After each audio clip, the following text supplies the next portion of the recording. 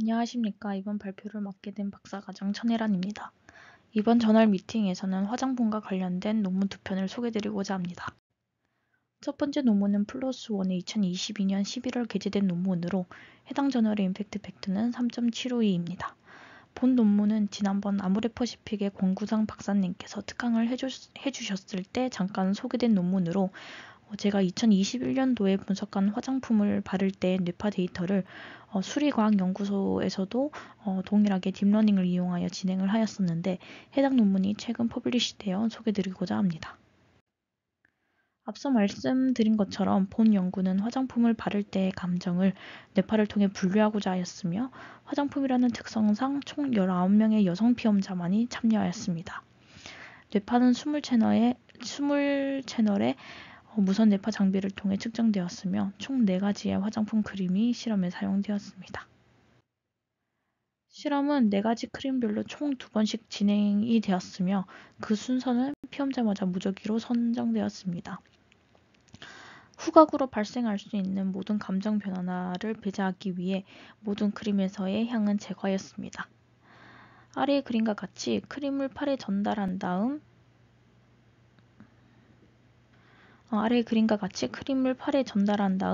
10초간의 이후 컨디션을 통해 베이스라인을 측정하고 30초간 크림을 바르도록 지시하였습니다.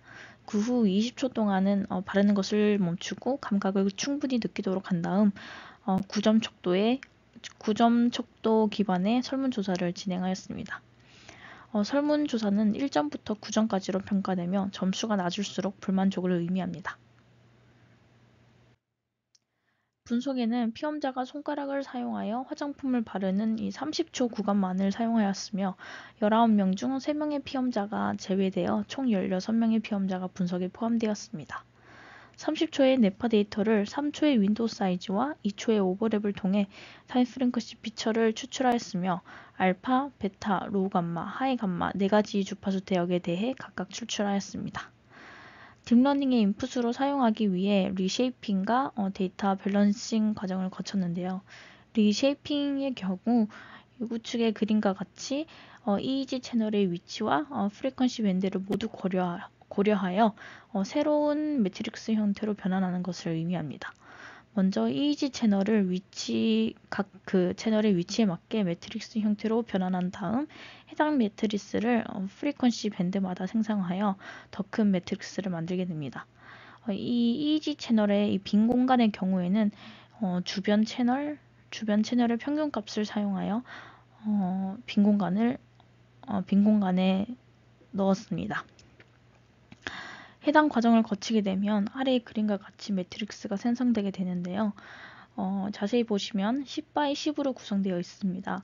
그래서 각 채널이 5x5이고 각 매트릭스가 이제 2개씩 연결되었기 때문에 10x10의 매트릭스가 생성되었고 왼쪽의 매트릭스는 1번 피험자의 파지티브 이모션을 나타내는 경우이고 오른쪽의 매트릭스는 동일 피험자의 네거티브 이모션을 나타냅니다. 사용한 화장품 크림마다 피험자가 느끼는 감정이 조금씩 다르기 때문에 네거티브와 파지티브 클래스 간의 편차가 발생하게 되는데요. 데이터 양이 적은 클래스의 일부 데이터를 추출하여 데이터 오그멘테이션을 수행하여 데이터의 수를 균형적으로 맞추었습니다.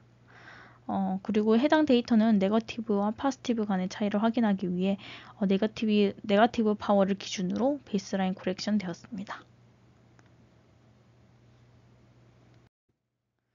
분석에는 크게 4가지의 CNN 모델이 사용되었는데요. 하나씩 간단하게 설명드리도록 하겠습니다.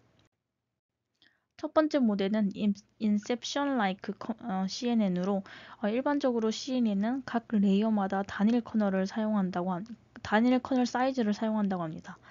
다만 구글넷의 인셉션 모듈은 하나의 레이어에서 크기가 다른 커널을 사용하여 여러 크기의 피처를 한 번에 추출해서 이미지 분류에서 좀 더 뛰어난 성능을 보여준다고 합니다.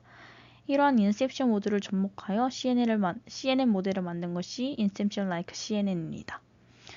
그래서 여기 보시면은 그 컨볼루션 레이어가 이제 커널 크기가 다 다르게 돼 있고 추후 이 크기가 다른 이 크기가 다른 커널에서 추출한 피처를 모두 사용하여 이제 아웃풋으로 사용하게 되는 것입니다. 그리고 스택 CNN의 경우에는 흔히 CNN 하면 떠오르는 모델로 해당 모델의 인풋으로는 조금 전에 말씀드렸던 멀티밴드 인풋 이미지가 사용됩니다. 세 번째 모델은 이전 모델과 유사하지만 멀티밴드가 아닌 단일 밴드의 데이터를 인풋으로 사용하고 각 밴드별로 나온 피처를 모델의 마지막 단에서 다시 합쳐서 최종 분류를 진행하게 됩니다. 그리고 마지막 모델의 경우에는 멀티밴드가 아니고 이 하나의 단일 주파수 밴드의 데이터를 인풋으로 사용하고 그 결과 또한 밴드별로 분류를 각각 진행하게 되어 알파, 베타, 로우 감마, 하이 감마 이렇게 네 가지의 CNN 결과가 나오게 됩니다. 트레이닝에 사용한 파라미터는 아래와 같으며 감정 상태가 몇 초 정도의 짧은 시간 안에 변하지 않는다는 가정하에 감정 분류를 위한 아웃풋 데이터에 메디안 필터를 적용하게 되면 그 오류가 낮아지고 전체 분류 정확도가 높아진다는 선행 연구가 있어서 본 연구에서는 그 분류를 진행하기 이전에 아웃풋 데이터에 7초의 메디안 필터를 추가적으로 사용하였다고 합니다. 본 연구에는 Live One Subject Out Cross Validation을 사용하였으며 밸리데이션과 테스트 셋에 각 한 명의 피험자가 포함되고 나머지 14명의 피험자가 모두 트레이닝으로 구별되는 형식으로 진행이 되었습니다. 밸리데이션과 테스트 셋에 각 한 명의 피험자가 모두 한 번씩 적용되도록 16 15 그래서 총 240번 반복되었습니다. 모델의 성능은 센시티비티, 스페시피시티, 어큐러시를 통해 확인하고자 하였습니다.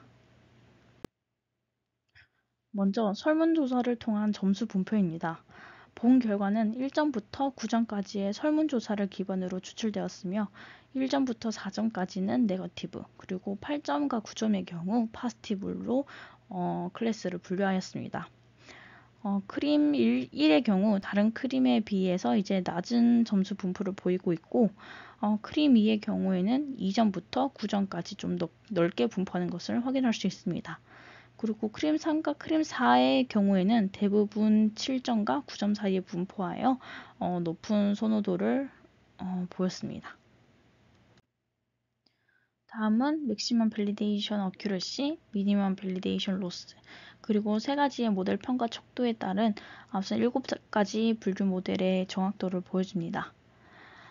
먼저 밸리데이션 어큐러시와 밸리데이션 로스를 기준으로 한 평균 테스트 셋의 정확도는 모두 60% 후반에서 한 75% 정도까지 분포하는 것을 확인할 수 있었고 전체적으로 어큐러시 기반으로 얻은 정확도가 로스 기반의 정확도보다 근소하게 높았고 단일 대역만을 사용한 경우보다 4개의 주파수를 함께 사용한 모델에서 정확도가 조금 더 높았던 것을 확인할 수 있었습니다.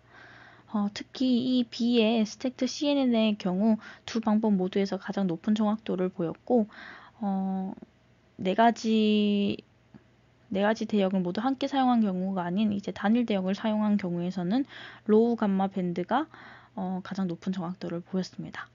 이러한 결과는 다른 문헌에서 감마 대역에서 감정 분류를 가장 잘 한다는 결과와 동일하며 일부 논문에서는 그리고 긍정적, 부정적, 그리고 중립적 감정에 해당하는 이미지에서 약 25에서 60Hz의 고주파수 영역에서 매우 큰 활성화 맵을 얻었다는 선행 연구도 있었다고 합니다.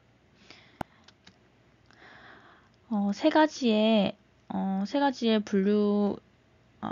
모델 평가 척도에 따른 결과를 확인하게 되면 센시티비티가 상대적으로 스페시피시티보다 높은 것을 확인할 수 있었고 이는 모델이 네거티브 클래스보다 파지티브 클래스를 조금 더 잘 분류한다는 것을 의미합니다.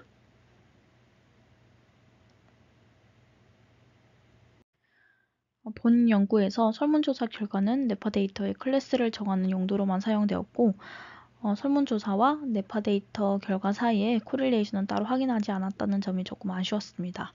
그리고 각 CNN 모델 사이에 통계 결과가 따로 포함되지 않아서 모델의 성능을 직접적으로 비교하는 것에서는 조금 근거가 부족했다고 생각합니다. 다만 제가 직접 분석을 진행했을 때는 화장품 제형을 아예 파지티브 감정을 유발하는 제형, 그리고 네거티브 감정을 유발하는 제형으로 클래스를 나누고 시작을 했고, 피험자의 설문조사 결과와 상관없이 이제 해당 그 클래스를 기준으로 분류를 진행했었는데요. 그때는 이제 거의 찬스 레벨에 가까운 결과가 도출되었었습니다. 따라서 제가 지금 진행하고 있는 분석에서도 주 분류를 진행할 텐데, 그때는 본 연구에서 사용했던 것처럼 피험자의 설문조사 결과를 기반으로 클래스를 나누는 것과 여러 CNN 모델을 함께 사용해보는 것도 좋은 시도가 될 것이라고 생각합니다. 두 번째 논문은 Frontiers in Psychology의 2021년 3월 게재된 논문으로 해당 저널의 임팩트 팩터는 4.232입니다.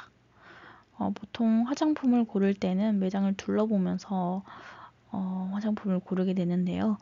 본 논문에서는 매장을 이제 탐색하고 제품을 만지는 것이 소비자의 주내 반응에 영향을 미친다는 가설을 기반으로 연구를 진행하였습니다. 뉴로사이언스 분야에서 소비자가 매장 내에서 어떠한 경험을 하는 동안 신경과학적 접근 방식을 통해 이제 촉감의 구체적인 역할을 조사한 첫 논문으로 주제가 흥미로워서 가볍게 소개해드리고자 합니다. 총 23명의 실험 참가자들은 중립의 느낌을 주는 이제 매장 내 창고에 있다가 매장 내부로 들어가서 이제 탐색을 시작하는 형식으로 실험이 진행되었습니다. 피험자는 크게 촉각을 사용할 수 있는 터치 그룹과 촉감을 사용할 수 있는 터치 그룹과 촉감은 쓰지 못하고 이제 시각, 청각, 이제 후각만을 사용할 수 있는 넌 터치 그룹으로 구별되었고, 각 피험자는 두 조건 중에 하나에만 참가하였습니다. 최소 5분에서 최대 15분까지 매장을 자유롭게 둘러보았고, 전체 실험 과정 동안 EEG가 기록되었습니다. 뇌파는 15개 채널을 포함하고 있는 무선 EEG 장비를 통해 측정되었고, 밴드패스 필터링과 에폭, 그리고 아티팩트 리무벌 순으로 전처리가 수행되었습니다. 에폭의 경우에는 정확한 범위가 언급되어 있지 않았고, 아티팩트 제거의 경우에는 비주얼 인스펙션을 통해 제거하였다고 합니다. 전처리된 데이터는 델타, 세타, 알파, 베타 대역에 대해 각각 주파수 파워를 추출하였습니다. 아래의 결과는 각 주파수 대역에 대해 터치 그룹과 non-터치 그룹을 비교한 결과입니다. 왼쪽에 있는 바 그래프는 프론털 영역에 대해서만 조사되었습니다. 먼저 델타와 세타 대역의 저주파수의 경우에는 터치 그룹에 비해 non-터치 그룹의 레프트 프론털 영역에서 델타와 세타 파워가 유의미하게 증가하는 것을 확인하였고, 해당 결과는 터보플롯에서도 확인할 수 있습니다. 반면에 베타 대역의 경우 터치 조건의 라이트 프론털 영역에서 베타 파워가 유의미하게 증가하는 것을 확인할 수 있었습니다. 이러한 결과는 프론털 영역의 저주파 대역이 촉각이 허용되지 않는 상황에서 인지에 더 큰 역할을 한다고 해석할 수 있으며, 오감을 통해 어떠한 완전한 정보를 얻지 못했을 때 결과적으로 그것을 처리하기 위해 훨씬 더 많은 인지적 노력이 필요하다고 볼 수 있습니다. 반대로 프론탈 영역의 베타 내역은 인지 상태 유지와 함께 감각운동 네트워크 강화와 연관이 있다는 세년 연구를 기반으로 지속적인 감각에 집중하였다고 해석할 수 있다고 합니다. 다만 현재까지 뉴로사이언스 분야에서 터치의 역할을 구체적으로 조사한 연구가 없는 관계로 향후 해당 결과에 대해서는 추가적인 통찰이 필요하다고 합니다. 이상으로 모든 발표를 마치도록 하겠습니다. 감사합니다.